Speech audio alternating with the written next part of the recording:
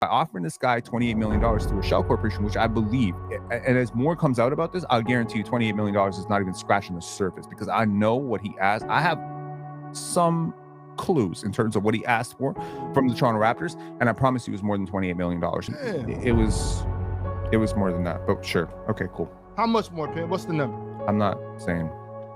You don't know? I have a really good idea of the number, but it's more than 15 million. Yeah, I'm good for dialogue. I don't have a dog in the hunt, right? From a Mavs perspective, I hope they're cheating. Welcome to Pensar Basketball. This is a very special edition. We're going to be talking about the drama, the saga that is rocking the NBA world right now as more information comes out about Steve Ballmer, Kawhi Leonard, aspiration, and the controversy that is currently rocking the NBA world. We're going to get into a little snippet of Pablo Torre's interview with Mark Cuban and my takeaways from that. We're going to obviously talk about Steve Ballmer's conversation with Ramona Shelburne, a 16-minute interview that I have not watched, but will watch in real time on this and break down my observations. I want to clarify for the record so as that I not get sued by the sixth richest man in the world, that these are my opinions, and that ultimately the court and the NBA's investigation and probe, which was launched today, will ultimately tell us what is true and what is not. But I believe I have some ability and insight into lie detection and body language analysis, and so I will do my best to offer this community my unfiltered opinion on what I believe to be true, what I believe to be false. Now let's start with Pablo Torre. If you want to watch the entire thing, I'll link it down below. It's a very circular discussion. Cuban is very cagey, very defensive, and quite frankly, very, very disingenuous. Take a listen, and I'll point to the two clear lies that were evident in the first minute of this podcast. It's rare that a Twitter interaction results in something like hopefully dialogue. Yeah, I'm good for dialogue. I don't have a dog in the hunt, right? From a Mavs perspective, I hope they're cheating, right? I mean, there's no reason for me to try to defend Steve. Two quick lies. One, I don't have a dog in this. You absolutely do. You are a billionaire. You are still a 27% owner in the Dallas Mavericks. And the scandal is very bad for the NBA. It's bad for its competitive balance. It's bad for you. You also have a dog in this race because you yourself were accused of some shady under the table dealings with Dirk Nowitzki's contracts, which of course I'll put on screen here. Quite suspicious. And of course, secrets are held by people. Billionaires hold other billionaires' secrets. And so as Steve Ballmer goes down, there's always the potential that other people go down. You'll often notice the billionaires end up defending each other, even though they're in direct competition with each other, because as much as they are in direct competition with each other, they are also very often in cahoots with each other. This idea of, as a Dallas Mavericks owner, I'm rooting against the Clippers, and I'm hoping that this is a very poorly thought out statement by Mark Cuban. If his own record is to be believed, that he and Ballmer are at least on cordial terms and are friends, even if he clarifies later that they're not best friends, you're rooting for your friend to be indicted and possibly charged with crimes. You're rooting for your friend to be found guilty of fraud. That seems highly improbable. There's no reason for me to try to defend Steve Ballmer other than for what I think is right. Presenting yourself as the virtue signaling protector of what is right, that you have absolutely no vested interest in this, that you, a person who is worth billions of dollars yourself, are just coming on to this very highly popular podcast just to defend Steve Ballmer out of the true virtue and justice of what is right versus what is wrong, and that you ultimately are framing Pablo Torre here as the guy who is wrong, lazy, wish he'd done more research, it's going to be bad for him, etc. That's a thinly veiled threat, ultimately. What's your relationship like with Steve Ballmer? Fine. I mean, we get along.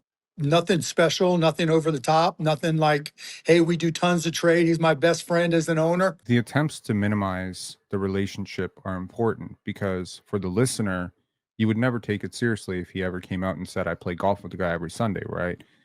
We don't know the true nature of the relationship between Steve Ballmer and Mark Cuban. We can assume it is more than friendly if he's willing to do this for him. But his reinforcement of he's not my best friend is a little disingenuous, because one does not need to be one's best friend in order to come out here publicly and defend them. Nothing like that at all. Yeah. Have you talked to him about this reporting today? No, not at all. No. The double denial of the no, not at all feels unnecessary. Not necessarily cagey, but unnecessary. It's over the top. The no, I would never is almost always a over defensive denial. Let's get to the Steve Ballmer interview, and that's what we're all here for. Let's talk about Steve Ballmer. And I want to clarify, I haven't watched this yet, so this is going to be my real-time reaction. On Wednesday, podcaster Pablo Torre published a report that the Clippers circumvented the NBA salary cap because Kawhi Leonard had a no-show contract with a company that Clippers owner Steve Ballmer was an investor in. Steve, thanks for joining us to discuss all of this. I really appreciate you giving me a chance. I look forward to it. Up front, I want to say one thing very clearly. We, the Clippers, have abided by the salary cap circumvention rules because that's the right thing to do. No, you haven't. So first and foremost, immediately a lie. The DeAndre Jordan situation, I believe it was in when the Mavericks were pursuing DeAndre Jordan, the Clippers actually came out and offered him an extra incentive to stay. They were fined for that at the time. Cuban later would deny that he even remembered that, but that did happen. You pursuing Kawhi Leonard throughout the year was against the CBA. You showed a pattern of behavior here, which I think Pablo Torre very correctly pointed out in the Mark Cuban interview, where they were willing to trade away Shai Gilgeous-Alexander and 5 first-round picks. It really didn't matter to them what they had to do to get Kawhi. It shows the level of desperation this man was under. So no, the league rules did not stop you from breaking the law once, twice, and it didn't stop you here either. And we have done that. I happen, for what it's worth, to think it's a very important rule in terms of promoting competitiveness. Notice his head kind of nodding back and forth in the no, even though he's saying something positive. Like, I think it's really important. His head can't stop from shaking back and forth because that's a denial. He doesn't actually think it's an important rule. What he really thinks is that because he is the richest owner in the NBA, that he should be able to do things that other people are not able to do. The league's rules do not help Steve Ballmer. They help everybody not named Steve Ballmer. He, assuming predictably, is trying to find every competitive advantage. He has created the greatest arena possibly in sports history with the Intuit Dome as a competitive advantage that works outside the CBA. Just like the Toronto Raptors created the best development staff or the best development team in the G League because it operated outside the CBA. Nothing stops you from hiring the best trainers, the best shooting coaches, etc. There's no restriction on that. So it's all about finding a competitive advantage. And when you're the richest person to own an NBA team, it behooves you. It actually is stupid if you didn't do things like this. So no, he doesn't actually believe that these rules, in my opinion, I don't think he believes these rules are very good or very important. An equal playing field across the league. But whether I agreed with it or not, it's the rule. Once again, offering you a little window into his goofy personality. Yes, whether I agreed with it or not does not even need to be brought up about things that you believe to be true. This little denial thing that he's doing here is really interesting. Imagine this. I don't believe that hurting animals is good. I believe it's very bad to hurt animals. Now, whether I believe that or not, it's quite a silly thing. It's a very silly thing. No, either you believe it or you don't. You don't need to extra defend yourself. And he's clearly on the defensive right now. He's less than a minute in and he's already burying himself. I can't wait to see what he does next. And we've absolutely abided by that. So how do you define that rule? Even the inclusion of the word absolutely is unnecessary here. And the fact that you're using the word absolutely is to double confirm something that many people believe to be clearly untrue. And Pablo Torre's clearly proven, without a doubt, in my opinion, that it is untrue. So here you are really seeing a man who is standing on the edge, attempting to protect his public image. Against salary cap circumvention? Well, there's obviously writing in the league rule book on this, but I can make it really simple. We cannot pay a player anything beyond what's in his standard player contract, and we cannot cause anybody else to pay the player what's beyond their standard contract. And that would include, for example, sponsors, endorsers. That is verboten. We can't do that, and we didn't, certainly in this instance. I mean, we can have sponsors. The heightened instance. Are you asking a question? No, you're delivering a statement, but he's not sure about the statement. The players can do endorsement contracts. We can do sponsorship deals with the same companies that they do endorsement contracts. We cannot have any involvement in their negotiation with the companies who sponsor them. We didn't in this case, and we never have. If you didn't know better, and if you hadn't read the report, you might actually believe him. He's a pretty good con artist, and quite frankly, he's a lot better at this than Mark Cuban. I'll give him that. Steve, in your initial response to the podcast from Pablo Torre, you guys said that these allegations are provably false. So how do you prove that?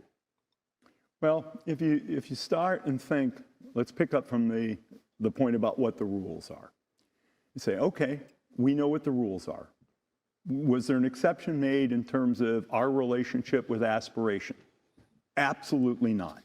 Absolutely not. What do you need to know, you donkey? How you do? He considered like having extra fun. He didn't admit it to me. Lucy, stop it! Denial is a river in Egypt. A company that I got to know, frankly, through them approaching us about a sponsorship deal.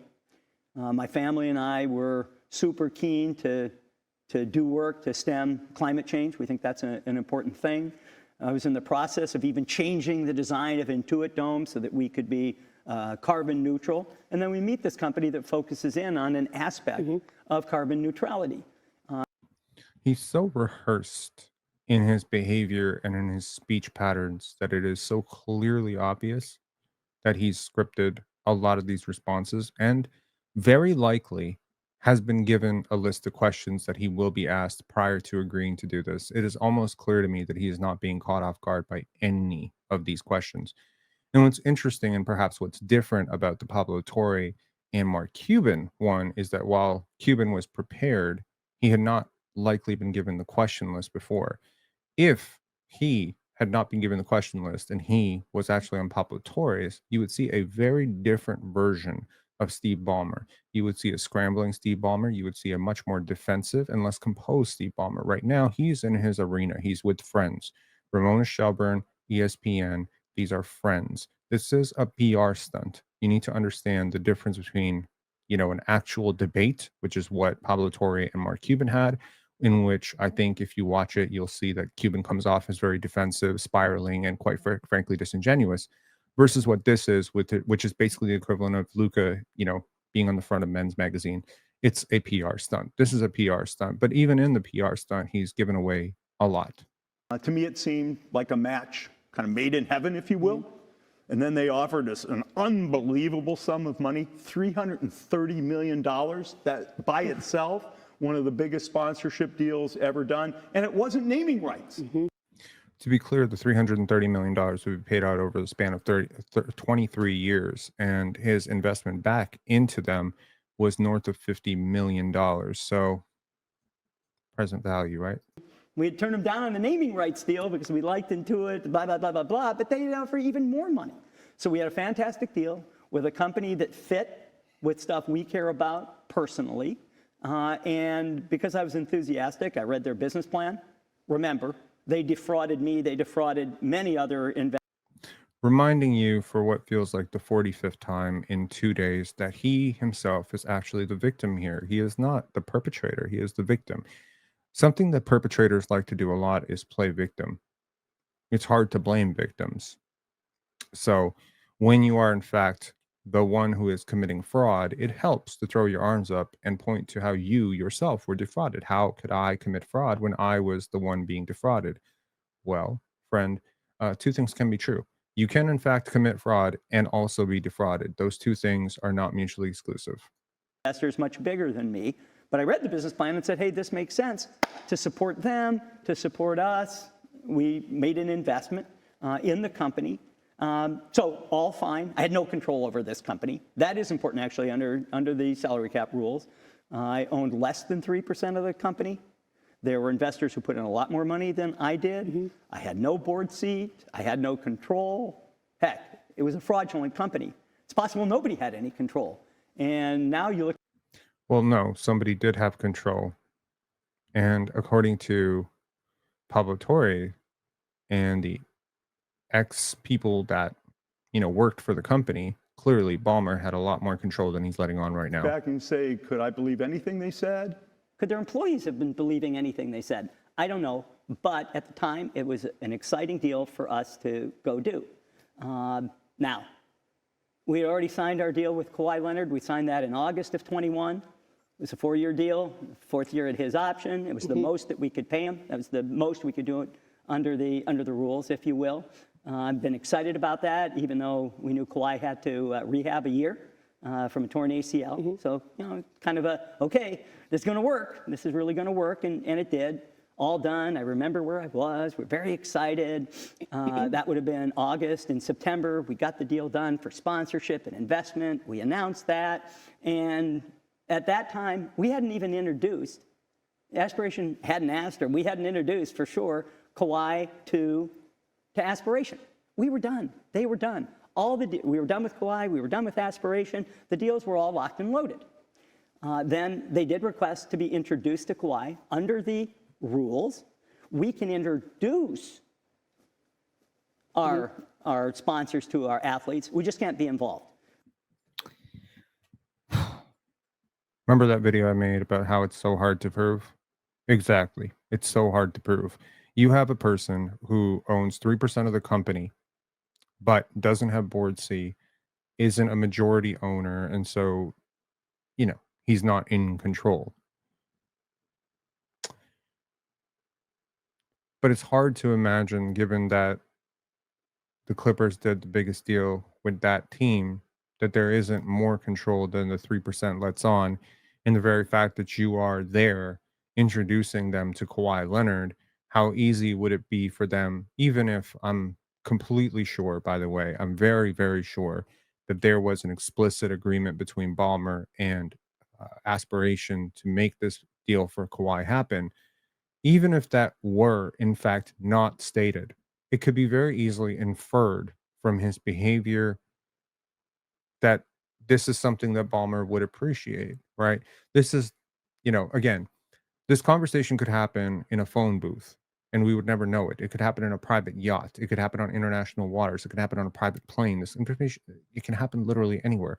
All we would need to show is at some point, at some time, Steve Ballmer let them know that it would be appreciated and go a long way in terms of greasing the wheels, that they would offer Kawhi Leonard a very cushy contract to do nothing.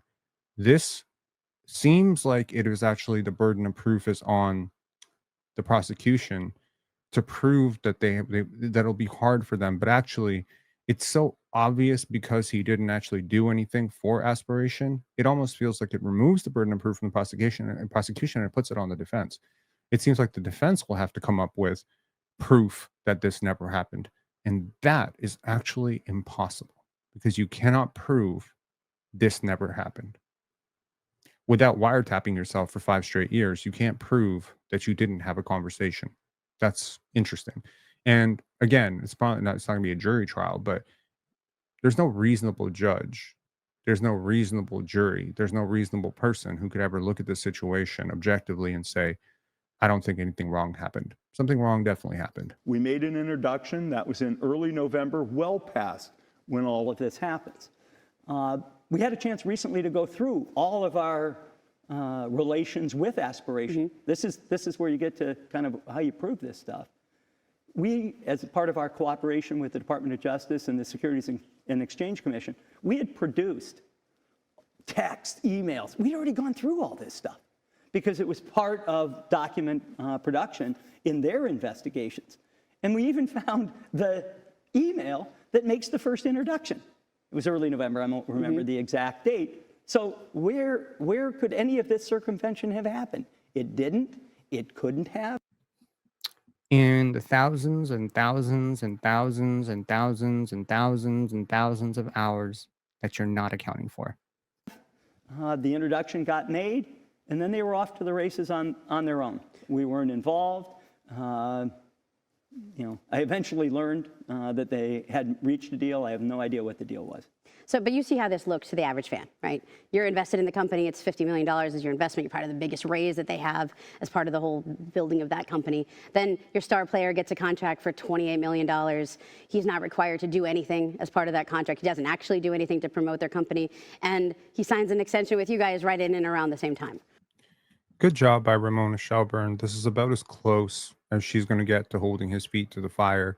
And the problem with journalism of this sort, especially when the two sides are making this sort of agreement that, hey, don't go too far unless you want this interview to be revoked and you want to become the enemy of the sixth richest man in the world. This is why really wealthy people like Steve Ballmer, who is on a completely different planet than people like Donald Trump and P. Diddy and Michael Jackson and Bill Cosby, Jeffrey Epstein, Harvey Weinstein. There's a lot of crooked people in this world that have a lot of money. Very few crooked people have more money than this guy. So you really don't want to become his enemy by making him look bad. Ramona Shelburne is tightrope walking a very, very, very slippery slope here. Like you can see it looks like what it looks like. Let's talk to the fan. Boom. Immediately cuts her off and gets defensive. Let's go. We signed that deal with Kawhi before any of this. But that doesn't actually stop you from making this deal beforehand and then executing it afterwards. You see what I mean? Before Kawhi even knows these people. We've signed our deal. That's because part of your deal with Kawhi could have been that you would land him exactly this type of deal. Whether he knew these people beforehand is irrelevant. It's actually quite simple. If I promise you today that I will deliver you some sort of illegal goods in 3 days, and we sign on the deal, and there's a handshake agreement, the fact that I introduce you to the pimp or the drug dealer 3 days from now does not stop me from having promised you the introduction 3 days prior. Do you understand what I'm saying? high integrity. We made our deal with aspiration. Literally, I had no control over the company. Literally, even when I invested, I think there was somebody who put in 6 times as much money. 2 times literally is overkill, especially for a person with this kind of vocabulary and this type of education. He knows better than this.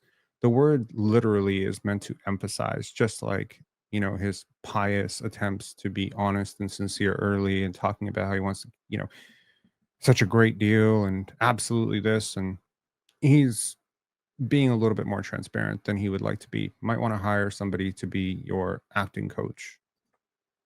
As I did, no control. And that's okay. The average fan should understand that. And they went off and made a deal. I don't know what the deal is. Mm-hmm. I know what the reports are with the speculation. I don't know what the deal is or was.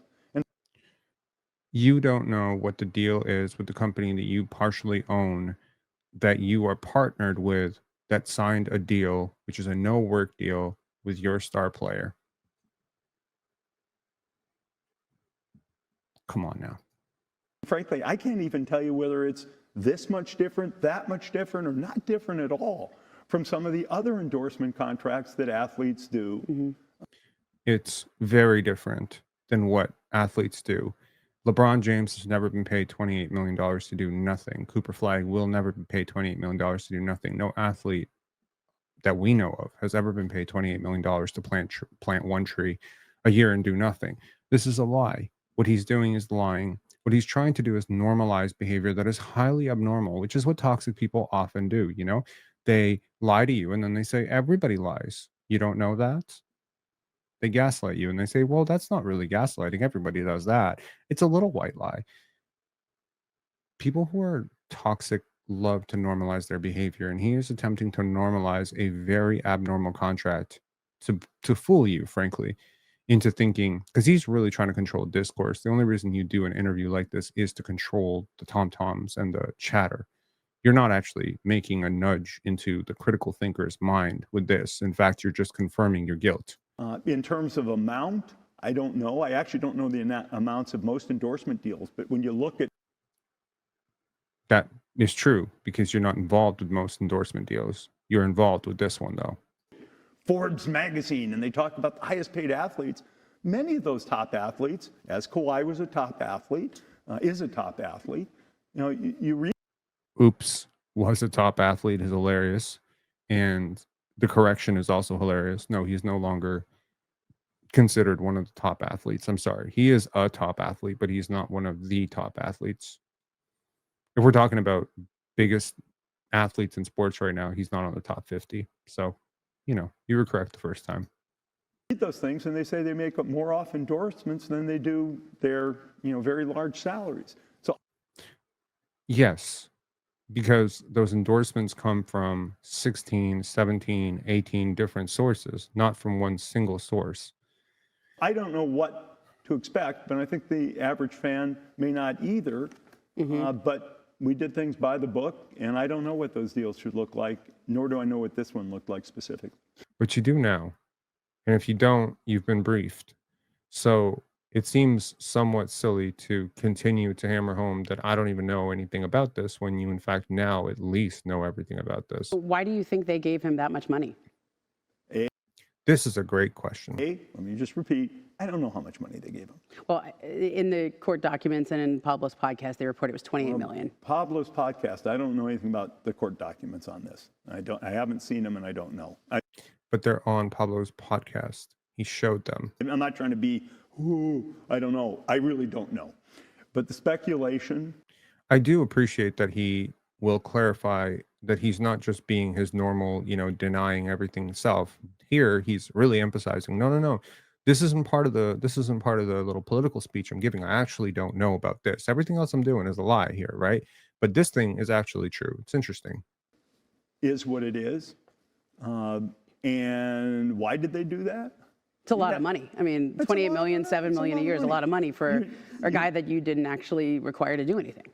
I don't know why they did what they did, and I don't know how different it is. I really don't. Once again, yes, you do. You know that athletes don't make $7 million a year to do nothing and receive $20 million in stock in a company that they have no affiliation with other than through you. This is a $48 million payout if you include the stocks, and that's what we found out so far. Do you understand? $48 million to do nothing? Think about it. And frankly, any speculation would be crazy. These were guys who committed fraud. See, once again, this is the Mark Cuban thing, right? You demonize the people who committed fraud to distract from you committing fraud. You see what I mean? Like, this is what I say. Like, the liar is always the first person to say, that's the liar, but he lied, right? But you're lying. You're the liar. How would I be able? Look, they conned me. They conned me, Jerry. He sounds like George Costanza right now. It kind of looks like George Costanza, too.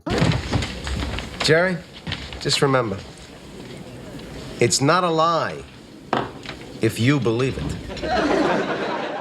You're one of the richest men in America. They conned me. I made an investment in these guys thinking it was on the up and up, and they conned me. At this stage, I have no ability to predict why they might have done anything they did.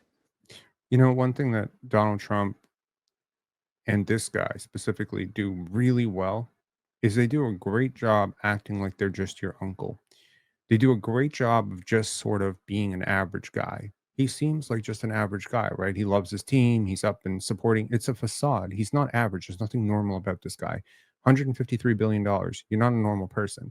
CEO of Microsoft. You're not a normal person. I followed this guy's entire career. You understand? Like a lot of people in this world found out about this guy when he bought the Clippers. I've been following his career for over 20 years. I know a lot about him. Let alone the specific contract with Kawhi. I mean, you're one of the richest men in America. You've obviously done very well in your career in business. Like, you didn't smell anything wrong with the company. You didn't see anything wrong. Like, you obviously reviewed the financials before you got involved. He probably didn't review the financials. He has a team for due diligence for that. All billionaires do. Business proposal. I reviewed, my staff reviewed primarily fraudulent financials. Now, should I have sniffed it out? Maybe. I feel embarrassed and kind of silly that I didn't sniff it out, but I didn't. Mm-hmm. See, here's the thing. Steve Ballmer is at a crossroads. On the one hand, he's the billionaire owner of an NBA team that is being accused of fraud. On the other hand, he is a billionaire investor that has been called the greatest investor of our lifetime. So, which bubble do you want to break? Do Do you want to break the ethical, loving billionaire who just cares about the environment and his team and basketball and committed fraud? Do you want to be that guy, or do you want to be the brilliant investor who got conned? He's choosing to be the brilliant investor who got conned. It's the lesser of two evils in this situation, though, right? Because the con has already been proven. You can't run away from that. He can't hide the fact that he was conned. They were caught. So admitting the lesser of two things is something that detectives will often do with criminal cases, in interrogations. This is a big strategy in criminal investigations, is you try to get the person to admit the lesser of two things to get them in the door so they can implicate themselves for something small. Let's say you stole $1 million. Okay. You stole $1 million. Yeah, I think defrauded someone of $1 million, right? But in the process of defrauding $1 million, right, you also committed a much, much lesser crime of lying on a tax document, or, I don't know, stealing a Mars bar, right? Now, of course, all of these are crimes by the letter of the law. They're all crimes. But admitting to the Mars bar, right, and admitting to the little bribe that you took, or the tax evasion, or whatever, this little thing, this is a slap on the wrist. It's not going to land you in prison for a very long time. He is confessing to being a not so diligent investor here. It's a lesser of two crimes, right? So that's really what I'm trying to say here. I made the investment. A lot of other smart investors didn't sniff it out either. Boom. And this part is important, right? I'm not a bad investor. See, this triggered the ego. This massively triggered the ego. Having to admit that he should have sniffed this out and that he made a mistake triggers a very predictable, I could have literally called this, could have immediately said he's going to offer himself a little bit of a soothing mechanism after this.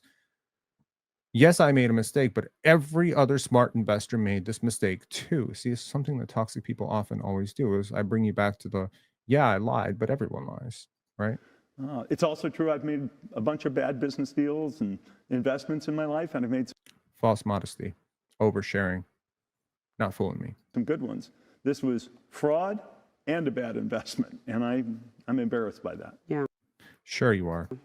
When you signed Kawhi in 2019, the NBA had an investigation that his uncle, Dennis Robertson, asked for extra benefits, whether it be use of a plane, a house, guaranteed endorsement opportunities. And the Probably deliberately left out partial team ownership. Interesting. were clear to wrongdoing, but they left open by saying if any new information comes to light, they would reopen that.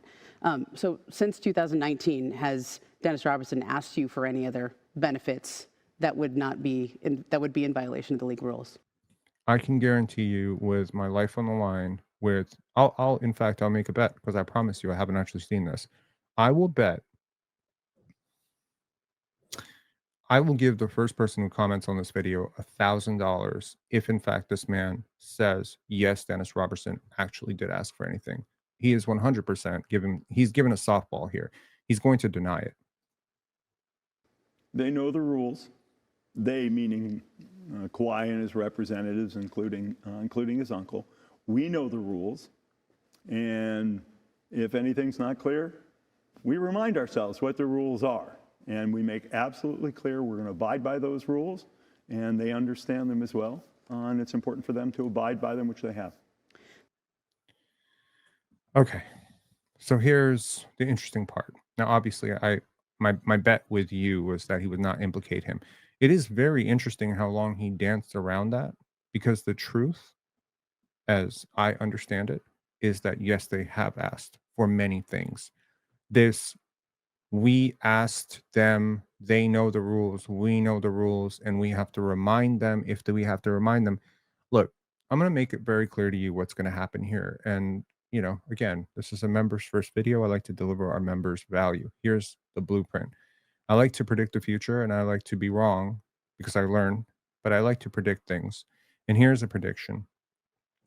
The minute this thing goes south, every ounce of guilt, blame will be shifted towards Uncle Dennis and Kawhi. This dude right here will not accept 1 ounce of blame for this.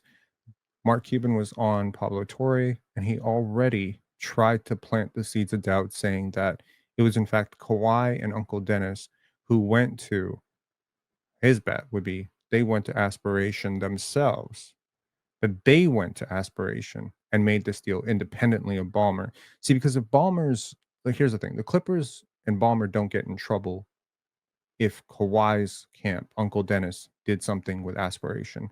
Even if what they did was went to aspiration and said, if you don't give us extra money, we'll leave the Clippers, and therefore your investment with the Clippers will go down because Kawhi is a really important part. You know, I understand what they're trying to do here. If they push it onto Kawhi and Uncle Dennis, the Clippers won't be in trouble. It'll be Kawhi and Uncle Dennis and his representatives will be in trouble. But if the Clippers get in trouble, it's this man, his franchise, his draft picks, his players, his contracts, and his front office that's going to be in trouble. I will guarantee you right now that they will never, ever be able to hold this man to this, because he will ultimately buy his way out of this. And it's actually a very, very simple situation. Uncle Dennis, we're going to give you we're going to give you $100 million to take the fall for us on this. You're going to be our patsy, and we're just going to walk away from this. You will find $100 million buried in your backyard. See, that's the beautiful thing about $153 billion. Makes a lot of things go away. So you were listed as one of the largest creditors in the bankruptcy case. And you said in your statement you're looking forward to cooperating with the feds. You're looking forward to cooperating with the NBA investigation. I bet he is. Why? What are you looking forward to there? Well, the Clippers are actually the creditor. It's not on the investment that I am a creditor. It's on what they owed us for the sponsorship deal. And, you know, I just lost my investment. That's what happened there. Reminding you once again that he is in fact the victim here. Why am I looking forward to? It's really important to me to communicate to the NBA ecosystem, but particularly our Clipper fans, that we've been on the up and up. You haven't been, though. We know that. Since the day I bought the team, and you know the circumstances were definitely tough, we've really emphasized doing things the right way. But you haven't. Doing things the right way, whether it's the way we treat our fans, our players, our staff, the rules, do things the right way. And I want our fans to really understand that they've aligned themselves, that they support an organization that does things the right way. Go back to Bill Clinton denying his allegations with Monica Lewinsky. Same energy. I misled people, including even my wife. I deeply regret that. And that's fundamental. We welcome the league investigation.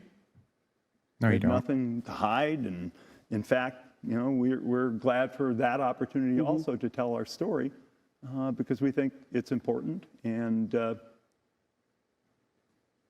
it's important for me, for our fans to really understand that that we're going to do the right stuff. You know, he's run out of script at this point, and he's just flabbergasted, and he's also a little bit exhausted. You can tell his body posture is slumping.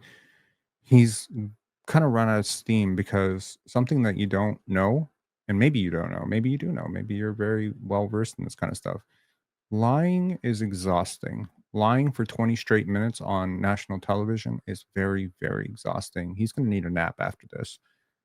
Since you signed Kawhi, and really even back to his days in San Antonio, there have been stories like this. There have been a couple of lawsuits filed. There was a lawsuit filed from a man named Johnny Wilkes, who said that he received payments for his influence there. Randy Shelton, a former trainer. Dismissed by the court. The league has investigated you guys for some of these allegations. There's been issues with load management with Kawhi Leonard. There's been other issues with him. There's just a lot of smoke, right? And you say it's important to fans and for you to feel like you do it on the up and up.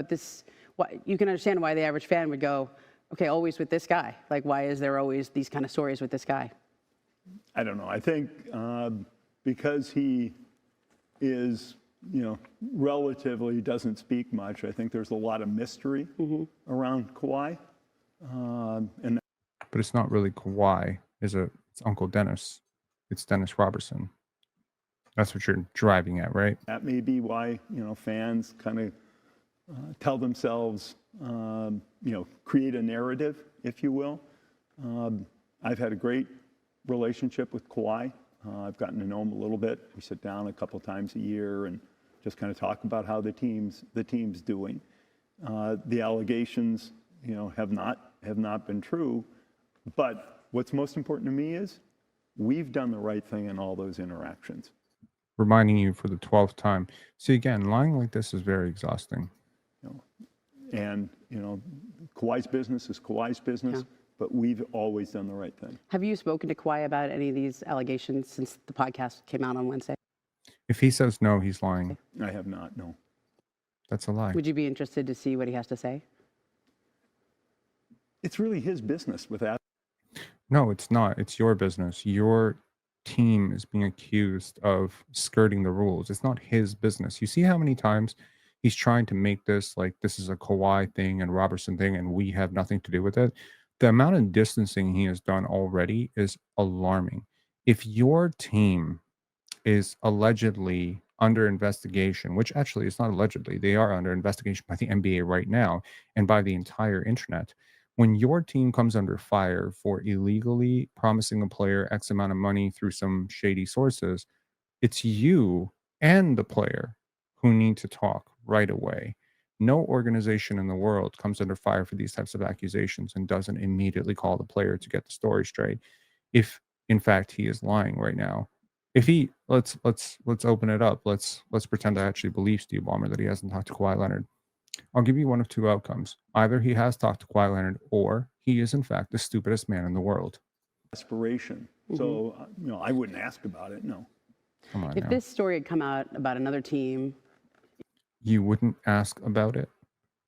Oh, you might actually be the stupidest man in the world. I apologize. another owner, how would you feel about it? I'd want the league to investigate, take it seriously. Like I said earlier, the salary cap circumvention rules are important to the league, and I'd want the league to investigate. Please let me know below in the comments if you're a member. Do you believe him? Be honest. Do you believe him? He lies worse than a 5-year-old, man. It's actually embarrassing. He's gotten worse at it as the interview went on. It's almost like he only prepared for the first 2 questions and then went free baller from that. And just so we're clear, you never directed anyone from Aspiration to do an endorsement deal with Kawhi Leonard? What do you expect him to say? You're pretty much leading him into the answer, right? Like if he says yes right now, yes, I did. I'm sorry, I break down. Like that would be, it's unprecedented, right? Of course he's going to say no, absolutely not, unequivocally, absolutely. Watch the denial. I guarantee it. I'm projecting. I am projecting forward how strongly he is about to deny this because she's given him a softball. Like, please tell us all for the final time that you had nothing to do with this. No, I didn't. And more importantly, we, the Clippers, did not. We didn't give him direction. We made an introduction as is appropriate under the rules. A lot of sponsors do like to, they call it activate by doing something also with players. We made the introduction, and that was that.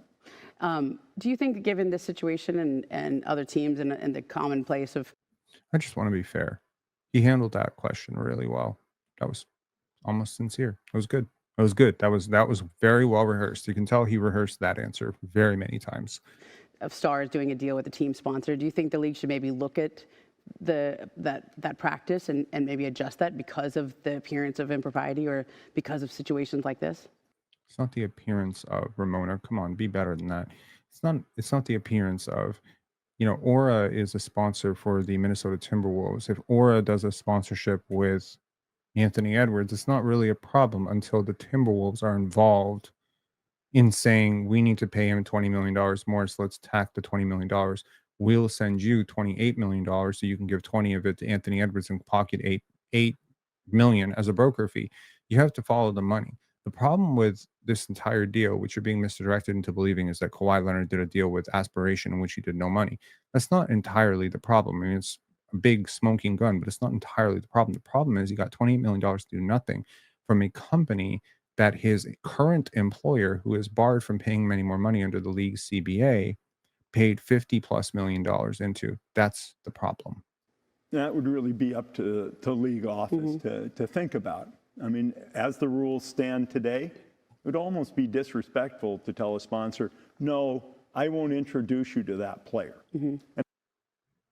See, the only way a sponsorship with a team and a sponsorship with a player becomes a problem under the league's rules is when the team influences the sponsor to pay the player. So if, in fact, you are not doing that and have no plans to do that, then you really shouldn't actually have any problem with the league removing this ability at all. But of course, you do have a plan to continue doing this. You have a plan to continue using your sponsors to be player sponsors and making quote unquote introductions. And now that everybody knows how you operate, it's as simple as this. Let me make a case for how this could happen without Ballmer doing anything wrong, but it could still be wrong and problematic. I want you to understand that you apparently want to, I don't know, let's say I run a Fortune 500 company and I am looking for a CEO, or I am looking for a head executive that is paid millions of dollars. And let's just say, hypothetically, that I have a friend who needs a job. And I tell you about my friend who needs a job. You would naturally believe that getting him a job or directly giving him a job might put you in my good graces when I decide to make my decision, right? So this is the problematic nature of the overlapping conflict of interest relationships here, which is that, simply put, if one relationship can influence the other even indirectly, then it is a problem. If Larry Tannenbaum happens to have partial ownership in Air Canada, and he nudges to Kawhi, I'll introduce you to the execs at Air Canada, and Air Canada knows that they have this new agreement coming up with Larry Tannenbaum. They need him to play ball. He doesn't even need to tell them to give Kawhi a sponsorship. They'll give Kawhi a sponsorship because it improves their relationship. You see what I mean? So if your goal, if Aspiration's goal is to improve their relationships with Ballmer and maybe get on the good side of the Clippers, simply giving Kawhi more money to stick around and putting that provision must remain a Clipper, which is the most problematic part of all of this, other than the fact that he did nothing to receive that money or earn that money. The must remain a Clipper part immediately implicates the Clippers. You don't understand what I'm saying? It's actually very hard to get out of this. He's lucky he's this wealthy. He will get out of this 100%. I'm confident in saying he will face no jail time, no real serious action. He won't be removed or anything like that, but he should be. He should be removed. And it would be disrespectful to go to the player and say, yeah, somebody was interested in meeting you, but I won't tell you. The rule says we're allowed to do that. I think it's the respectful thing, actually, for us to do. And I think the system has worked well, but ultimately that's the NBA's call. Has it worked well? You're sitting here defending your team, lying 500 times a minute. Has it really worked out well? You should be against this more than anybody right now. How do you the Board of Governors meeting is in a few days. How do you think your fellow owners are going to approach this? I don't know. I can tell you with certainty they're not going to be pleased. One, because it brings a bad light to the league. They are all in cahoots. They're all owners. They own a portion of the same league. It's considered like they're shareholders in the exact same entity, which is the NBA. Every team is influenced by every other team. When one team comes under scandal for something so lazy and something so stupid, he will not only be facing pressure from the other owners for doing such a fraudulent deal in the first place and thus circumventing the cap, he will also face aggressive pushback from the rest of the league and the other owners for getting caught, because it's a bad look for the league. It tilts the fans' perspective, and that's bad for the league. I don't know. I hope they'll have faith and confidence in me. They don't. The folks who've gotten to know me, but they won't. I can't predict. Yeah, you can. All right. Thanks, Steve. Thanks, Ramona. Appreciate your Really time. appreciate the opportunity to talk about what we've done. And this is the face of a man who knows that he has completely fucked himself over with this interview. It's really interesting to watch. Look at the deep contemplative stare in his eyes. I don't think this is a good look for anybody. It's not a good look for him. This is not a good look for the league. This is not a good look for anybody. So I'll say all of that to say thank you for tuning in. I hope this was informative, interesting, and I hope that this closes the saga. Until the league issues punishments, we will stop talking about this, but it is the off season. It is August, September, and frankly, as much as I don't want to be a drama llama, this does directly involve my favorite team, the Toronto Raptors, and arguably the best player who has ever left in Kawhi Leonard. So I hope they face penalties. I'm quite certain they won't. I'm hoping that everybody can wake up to how the league is working right now. And I hope that everyone can wake up to this guy's bullshit. It's really gross. I'll talk to y'all later. Please consider subscribing if you're not already subscribed. Although if you're watching this in the first 48 hours, you are a member, in which case I will say thank you very, very much for supporting us on our goal to 100 members. Thank you. Talk to you later. Bye-bye.